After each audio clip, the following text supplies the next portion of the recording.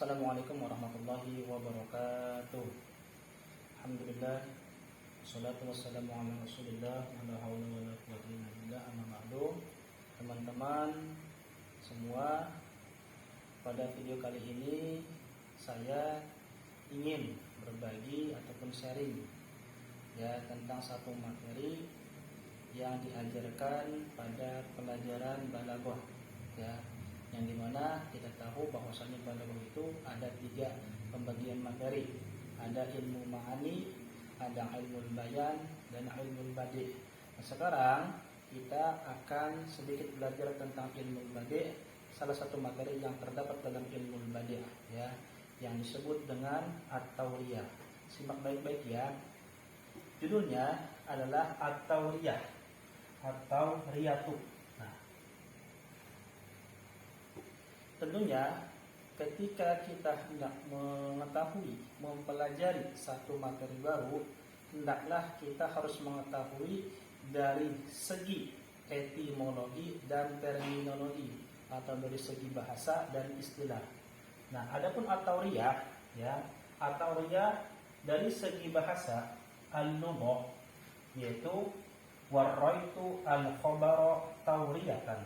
Diulang lagi, warraitu al-khabara tauriyatan. Artinya apa?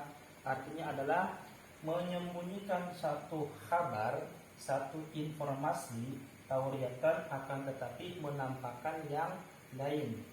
Jadi itu pengertian secara bahasa atau dari sisi rubuhnya.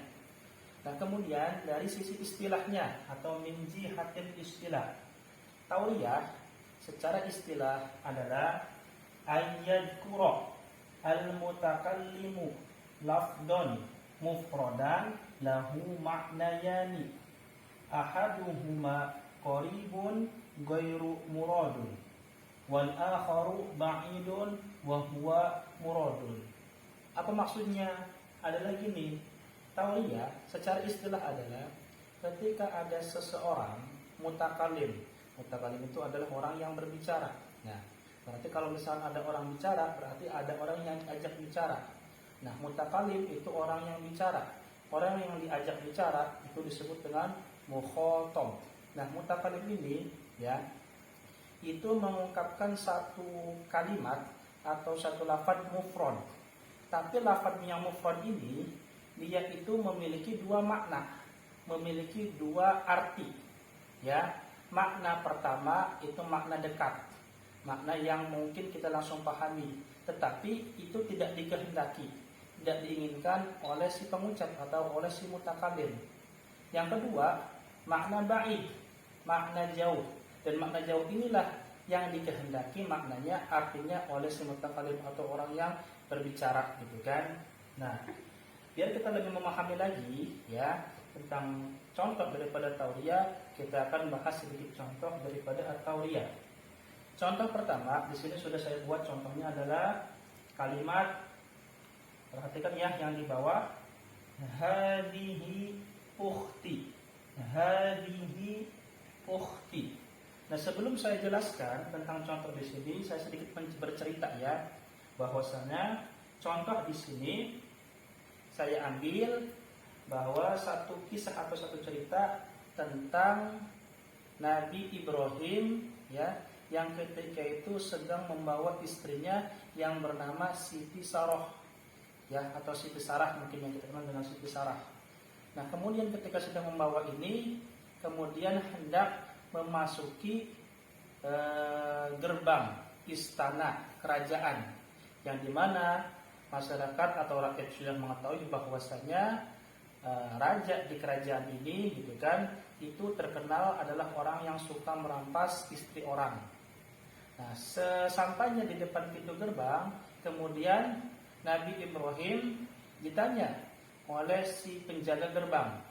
Nah, ketika ditanya dengan menggunakan bahasa Arab, ya fulan atau ya Ibrahim, man fi khalfik, siapa yang ada di belakangmu. Nah, ketika itu Nabi Ibrahim bertauriyah, menggunakan tauriyah dalam kalimatnya. Nabi Ibrahim menggunakan kalimat hadhihi ukhti, hadhihi ukhti. Kalau kita artikan mungkinnya ini adalah saudara perempuanku. Ini adalah saudara perempuanku. Nah, kalimat itu tauriyah. Karena kenapa dikatakan tauriyah? Kalau kita pahami kata ukhti di sini, ya, kata ukhti di sini itu mungkin makna yang dekat, yang sering kita pahami itu adalah saudara perempuan. Nah, saudara perempuan bisa adik ataupun kakak gitu kan. Kita pahamnya bisa adik ataupun kakak gitu kan. Jadi saudara dalam keluarga. Akan tetapi yang diucapkan oleh Nabi Ibrahim kalimat ukhti di sini tidaklah dikehendaki makna dekatnya, yaitu makna dalam ikatan keluarga. Tapi makna yang dikehendaki oleh Nabi Ibrahim ketika itu adalah makna lain, makna jauh yang dikehendaki, yang hanya diketahui oleh Nabi Ibrahim saja. Makna jauhnya apa? Makna jauhnya adalah ukhti fin nikah. Nah, ukhti fin nikah. Jadi maksudnya di sini adalah ukhti di sini bukan berdasarkan ikatan keluarga, tapi dia ukhti di sini berdasarkan ikatan pernikahan. Sehingga ketika diucapkan itu si bawa berpikir atau si penjaga gerbang itu berpikir berarti ini adalah saudara dia, saudara perempuan, adik ataupun kakaknya. Sehingga berpikirnya bukanlah istrinya. Jadi ketika itu Nabi Ibrahim bertauriyah, ya. Kemudian contoh yang kedua, saya ambil dari ayat Al-Quran yang bunyinya A'udzubillahi minasyaitonirrajim. Bismillahirrahmanirrahim. Was-samaa'a banainaha bi'aidin. Nah, ini ayat Al-Quran. Kalau kita artikan secara kontekstual atau secara makna dalam terjemahan Al-Quran, mungkin akan kita pahami artinya seperti ini. Dan langit itu kami bangun dengan tangan. Dan langit itu kami bangun dengan tangan. Nah, ketika kita pahami ayat itu terjemahannya seperti ini, gitu kan? Lagi-lagi ayat ini juga mengandung unsur tauriyah. Kenapa? Karena yang kita pahami kata aidin di sini, ya, itu artinya adalah tangan. Adalah tangan. Jadi kalau misalnya kita pahami secara kontekstual saja, Allah menciptakan langit itu dengan tangan. Itu makna qoribnya. Tetapi Allah tidak kehendaki. Tapi Allah tidak dimaksud karena itu makna qorib. Yang dikehendaki itu adalah makna jauh. Makna jauh itu adalah yang hanya Allah yang tahu, gitu kan. Makna jauhnya apa? Makna jauhnya adalah al-qudrah. Kenapa al-qudrah? Karena seandainya kita memaknai bahwasanya langit itu diciptakan oleh tangan, bisa jadi kita berpikir Allah sama dong dengan makhluk.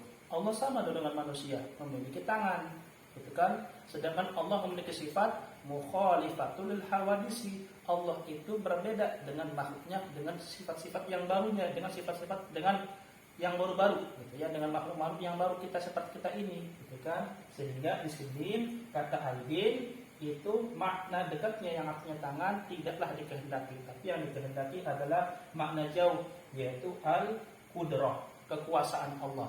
Karena mustahil Allah ciptakan dalam hitungan tangan. Karena kita paham tangan itu adalah salah satu anggota tubuh manusia. Sedangkan Allah mukhalifatul hawadisi. Maka Allah ciptakan dalam itu dengan kekuasaannya. Itu makna baik yang dikehendaki. Kan? Itulah sedikit materi yang kami sampaikan pada video kali ini. Ya, semoga ada manfaatnya. Dan jangan lupa untuk like and subscribe untuk mendukung channel pada video ini. Terima kasih. Assalamualaikum warahmatullahi wabarakatuh.